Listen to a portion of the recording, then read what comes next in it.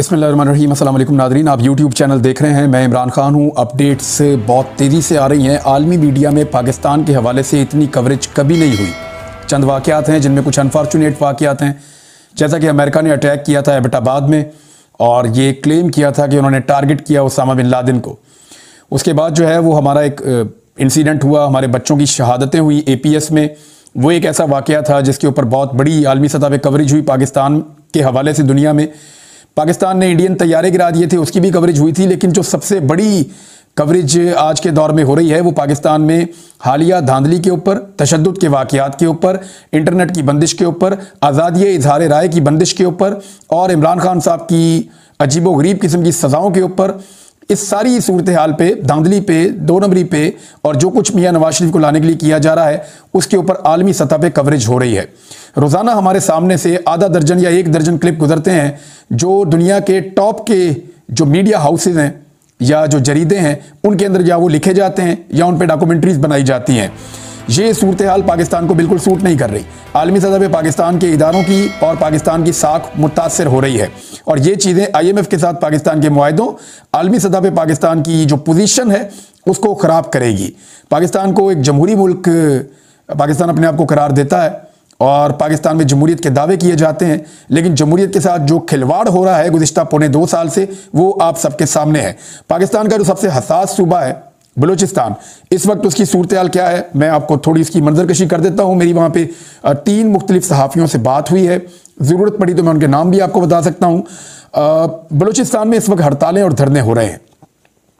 जो बड़ी बड़ी शाहराएँ हैं बलूचिस्तान में, जो बलूचिस्तान के मुख्तलिफ इलाकों में दाखिल होती हैं, चमर कोयटा शाहरा है, एक कराची कोयटा शाहरा है, एक लोरालाई वाला रास्ता है बड़ा और दीगर कुछ और बड़ी बड़ी शाहराएँ हैं, वो बंद हो गई हैं। सिब्बी से आने वाले रास्ते जो हैं वहाँ पे भी एक धरना दिया गया है और वहाँ पे शाहराएँ बंद की गई हैं। ये सब कुछ हो रहा है धांधली के खिलाफ। पाकिस्तान तहरीक इंसाफ के उम्मीदवारों के ये दावे हैं कि उन्होंने सीटें जीती हैं और उनकी जीती हुई सीटें दूसरे लोगों को दिलवा दी गई हैं और वो धांधली से दिलवाई गई हैं। अच्छा, ये सिर्फ पाकिस्तान तहरीक इंसाफ के लोग नहीं कह रहे, बल्कि वो सरदार मकामी कह रहे हैं जिन्होंने हार तस्लीम कर ली है गैरतमंदी का मुजाहरा करते हुए।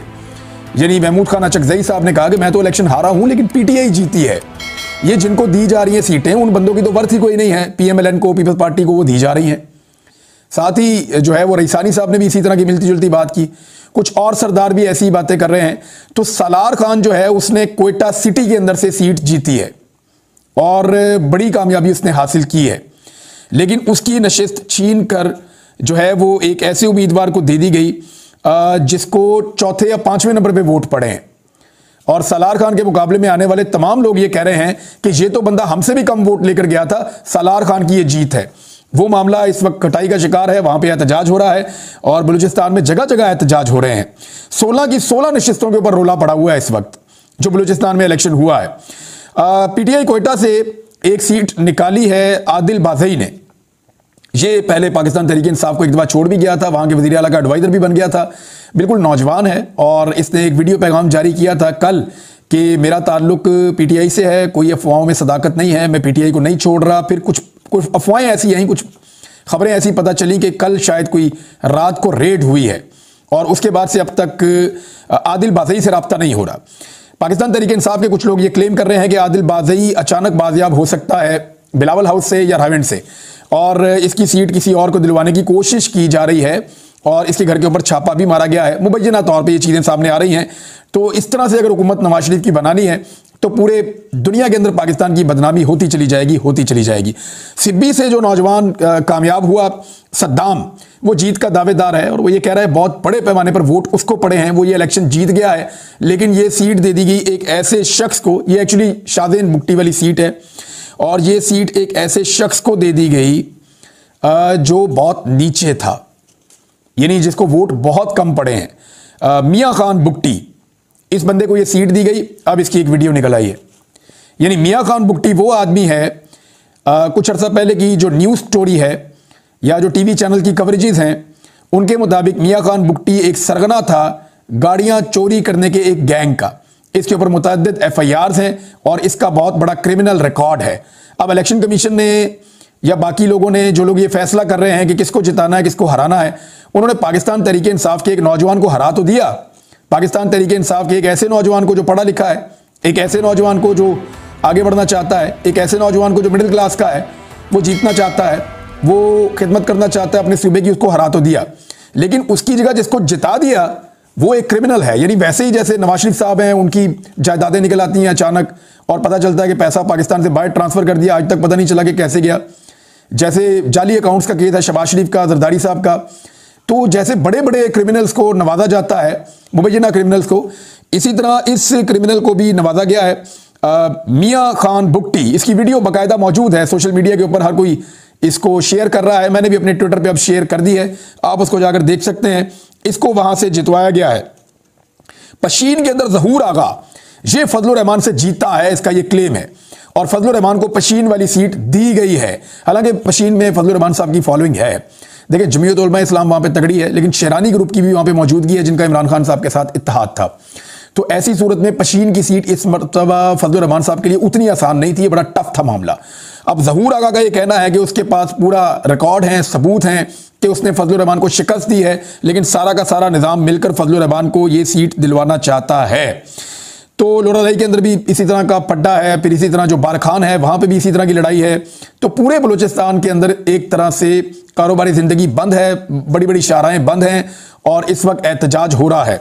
तो इसके ऊपर जो है वो पाकिस्तान के ताकतवर हलकों को और रियासत पाकिस्तान को सोचना चाहिए और देखना चाहिए कि अगर नौजवान और मिडिल क्लास के लोग इलेक्शन लड़ रहे हैं। देखिए, इससे पहले तो हमेशा ये कहा जाता था कि बलोच सरदार ही बलूचिस्तान को बनने देते।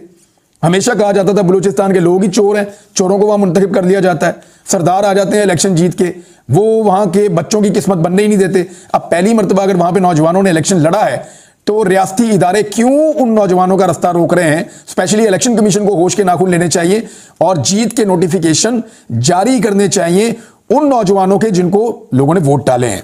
तो ये जी बलूचिस्तान की सूरत-ए-हाल है और क्लेम तो ये किया जा रहा है कि कम से कम 5 सीटें पाकिस्तान तहरीक इंसाफ, 4 से 5 सीटें वहाँ से बलूचिस्तान से जीती है। पीपल्स पार्टी भी जीती है, बाकी जमातें भी जीती हैं। तो अभी बलूचिस्तान के मामला चल रहे हैं, ये कोर्ट के अंदर भी जाएंगे, लेकिन जो जितनी बड़ी जमातें हैं बलूचिस्तान की, उन सब ने कहा है कि ये इस तरह से तो इलेक्शन पहले नहीं हुए जिस तरह इलेक्शन इस मरतबा किए गए हैं। एक और बड़ी खबर है, और ये बहुत बड़ी खबर है, इमरान खान ने वज़ीर आला खैबर पख्तूनख्वा के लिए अली अमीन गंडापुर को नामजद कर दिया है। अली अमीन गंडापुर कौन है? इसके नाम के ऊपर बड़ा एतराज़ कर रहे हैं हमारे कुछ दानिश्वर, कुछ लोगों का कहना है कि अली अमीन गंडापुर की ये काबिलियत नहीं है कि इनको बनाया जाता। लेकिन मैं आपको बताता हूँ कौन है। मेरी कुछ अर्सा पहले अली अमीन गंडापुर के वालिद से मुलाकात हुई थी, तो उनसे मिलकर मुझे आइडिया हुआ कि उनके बेटे ऐसे क्यों हैं। उनके 3 बेटे हैं और एक कैप्टन साहब हैं, एक फैसल गंडापुर हैं और एक अली अमीन गंडापुर हैं। कैप्टन उमर हैं और ये 3 बेटे हैं उनके। अब मैं जिससे सबसे ज़्यादा मुतासिर हूँ इनके बेटों में से, वो फैसल, ये ही इज़ अ जीनियस और वो बहुत क्वालिफाइड है और पॉलिटिक्स के बारे में, हिस्ट्री के बारे में नॉलेज उसका, और ही इज़ अ डूअर और दिन रात वो काम करने वाला आदमी है, बहुत शानदार। अली अमीन गंडापुर जो है वो बड़ा क्विक लर्नर है और बहुत मजबूत शख्सियत का आदमी है। यानी जो टिपिकल जिसको आप कहते हैं कि एक पठान जो डट जाने वाला, खड़े होने वाला, साथ देने वाला, वफादारी निभाने वाला और जान तक की परवाह ना करने वाला, तो वो इस तरह का एक पठान है, टिपिकल पठान अली अमीन गंडापुर। अगर आप कहते हैं खैबर पख्तूनख्वा की शक्ल दिखाओ तो आप अली अमीन गंडापुर की फोटो लगाते हैं तो कहते हैं हाँ ये है, हाँ ये पठान है वो वाला जो एक्चुअली होता है।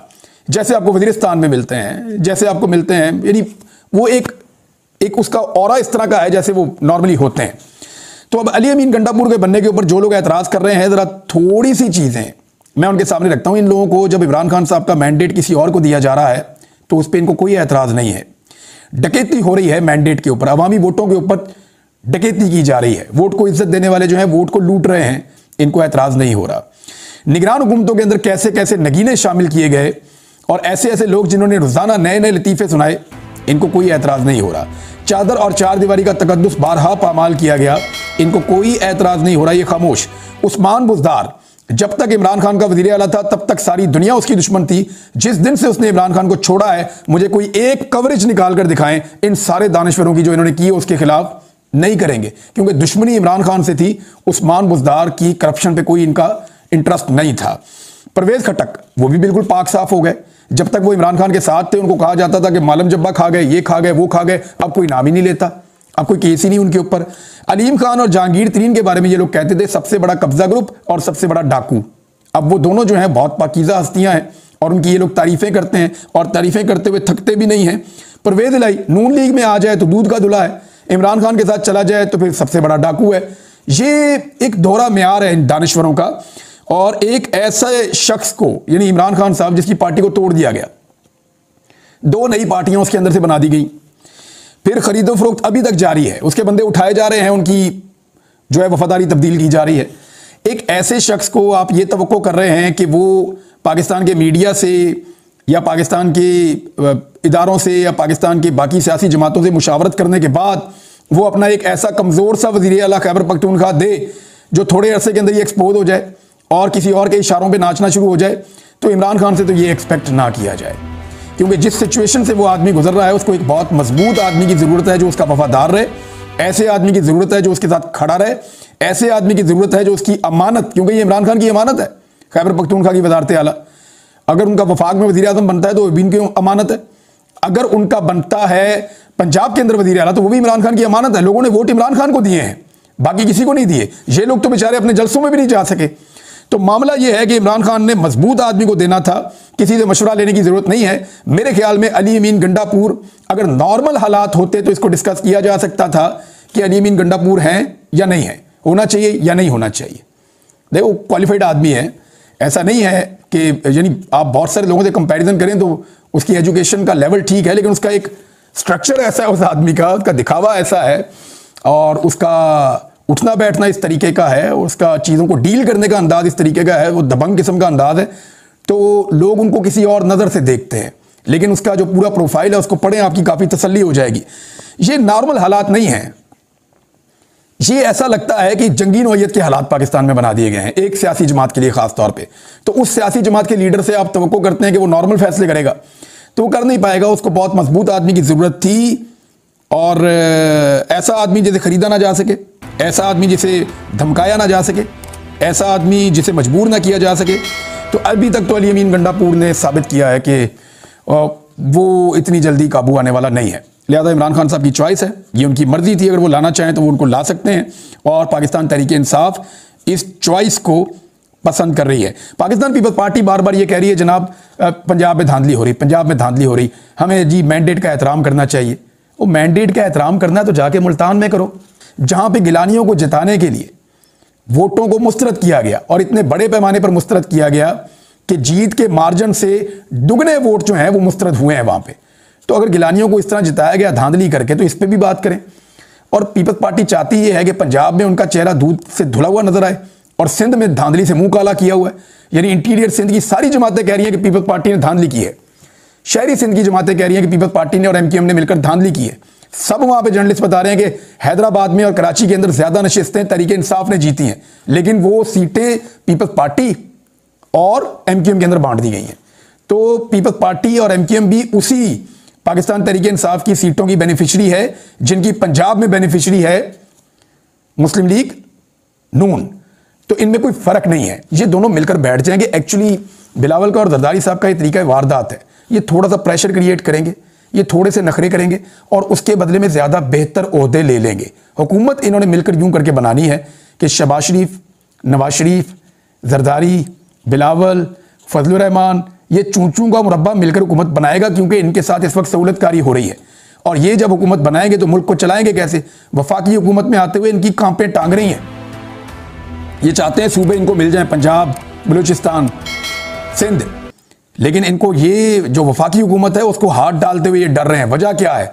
इन्होंने 16 माह की पीडीएम की हुकूमत ने और उसके बाद उस वक्त से लेकर अब तक चलने वाली जो हुकूमत है निगरान हुकूमत, इन्होंने इकोनॉमी का वो बेड़ा गर्क किया है कि अब आईएमएफ के साथ मार्च में इनको मुआहदे में जाना है और पाकिस्तान में इस लेवल की महंगाई होगी और बिजली का यूनिट वहां पहुंच जाएगा और पेट्रोल की कीमतें और डॉलर की कीमतें वहां पहुंचेंगी कि पाकिस्तानी पनाह मांगेंगे।